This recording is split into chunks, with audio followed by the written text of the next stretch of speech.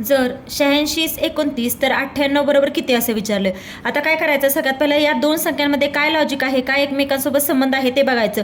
आता 86ला काय केल्यावर 29 येतं, तर जेव्हा आपण 86 भागिले 2 करतो तर याचा भागाकार किती येतो, 86ला 2 ने भागल्यावर 43 येतं.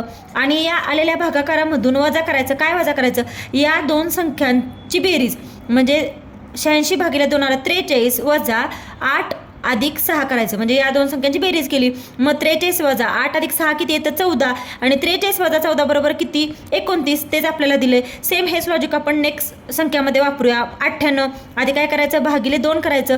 98 भागिले 2 किती येतं, 49 वजा कुठल्या दोन संख्यांची बेरीज करायची, या दोन संख्यांची बेरीज, म्हणजे काय येणार, वजा 9 अधिक 8. मग आता हे सॉल्व करूया. 49 वजा 9 अधिक 8 किती, 17. मग 49 वजा 17 येणार आणि यांची वजाबाकी किती येते, 32. म्हणून आपलं उत्तर काय, 32, ऑप्शन नंबर 2.